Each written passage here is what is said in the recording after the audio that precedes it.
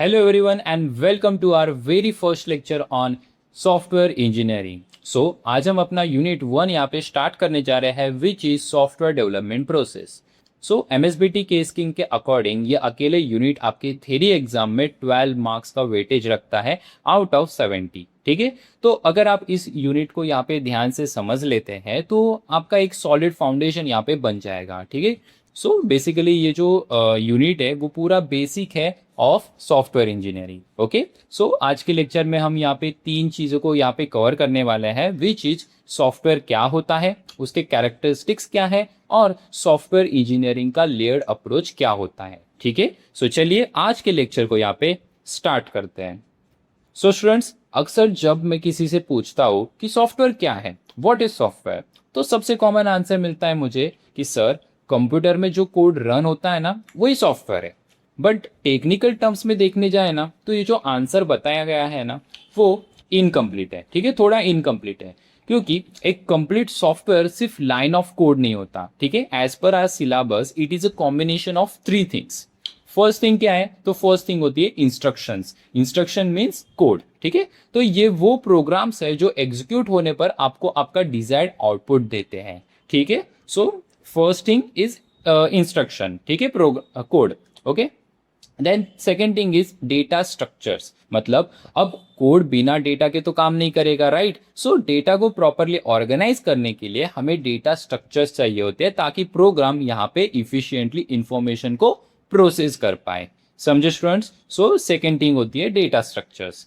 फिर third thing होती है डॉक्यूमेंटेशन. ठीक है, तो यहाँ पे ये सबसे इंपॉर्टेंट और सबसे ज्यादा इग्नोर करने वाला पार्ट होता है विच इज डॉक्यूमेंटेशन. ठीक है, आपने सॉफ्टवेयर कैसे बनाया, उसे कैसे यूज करना है, उसकी मैनुअल या गाइड क्या है, ये सारी चीजें क्या होती है, ये सारी चीजें होती है डॉक्यूमेंटेशन का पार्ट. ठीक है, तो ये सारी चीजें आपको यहाँ पे सॉफ्टवेयर में बतानी होती है. ठीक है, सो स्टूडेंट्स, इन्हीं तीनों कॉम्बिनेशन के थिंग्स के कॉम्बिनेशन से बनता है हमारा सॉफ्टवेयर. ठीक है, अब एक रियल वर्ल्ड एग्जांपल लेते हैं.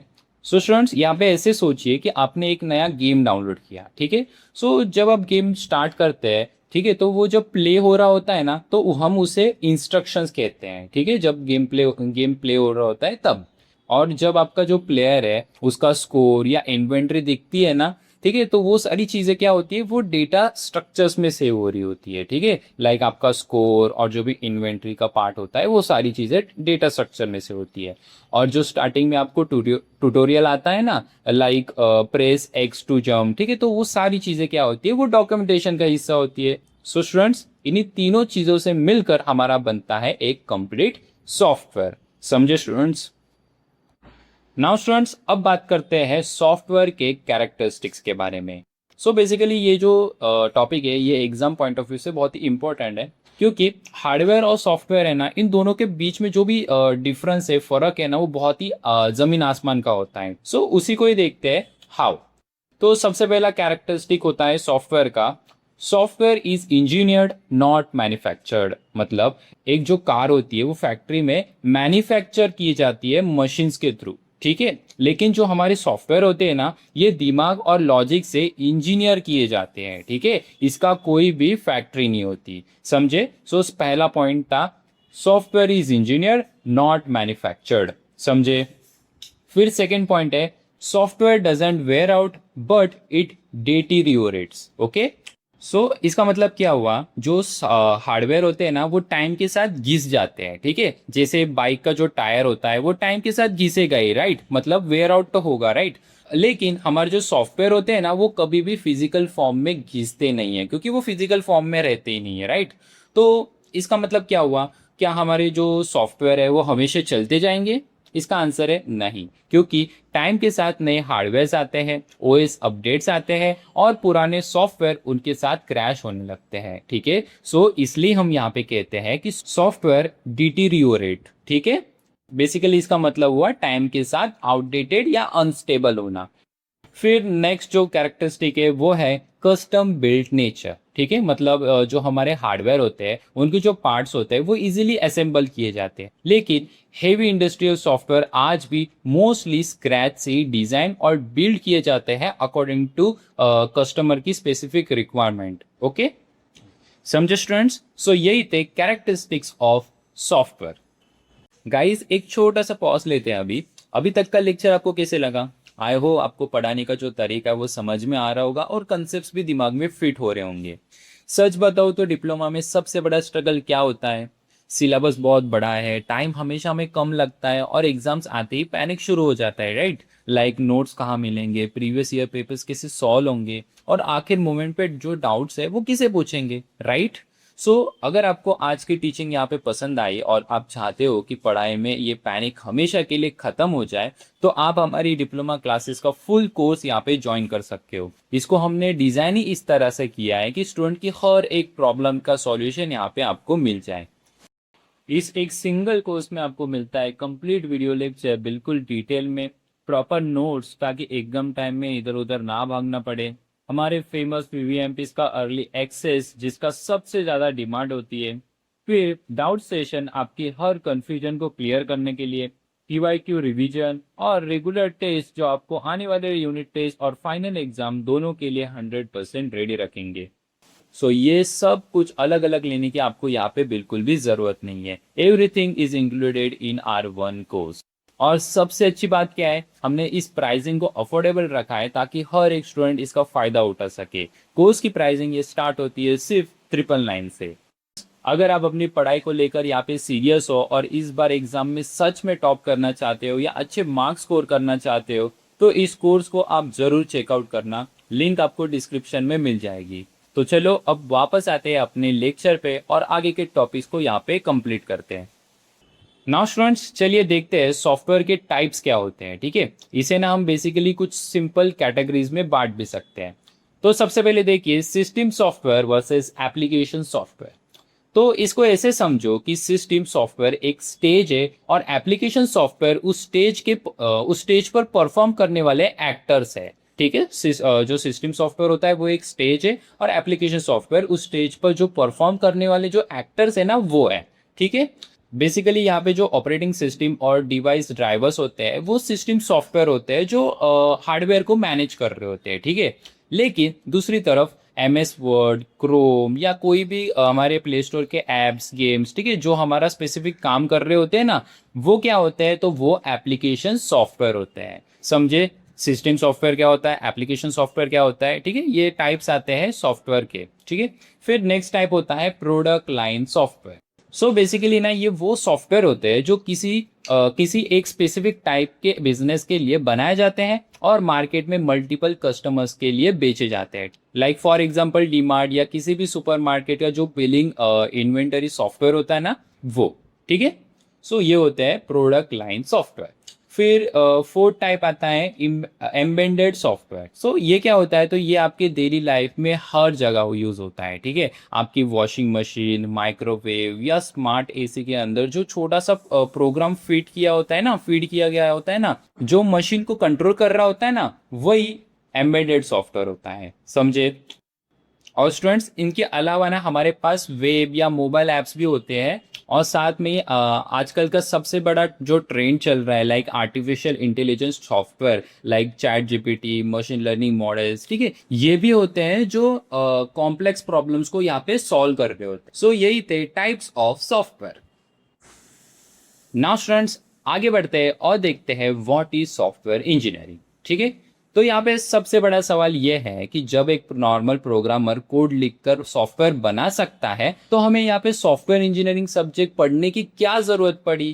तो इसको ही समझते हैं एक रियल वर्ल्ड एग्जाम्पल के साथ, ठीक है? अभी ऐसे सोचो कि अगर आपको अपने पेट डॉग के लिए एक डॉग हाउस बनाना है, ठीक है? तो वहां पे आप क्या करोगे? आप कुछ वुड्स लोगे, नेल्स लोगे और बिना किसी के हेल्प लिए आप उसको बनाना चालू कर दोगे विदाउट ड्राइंग एंड इंजीनियर की हेल्प, ठीक है?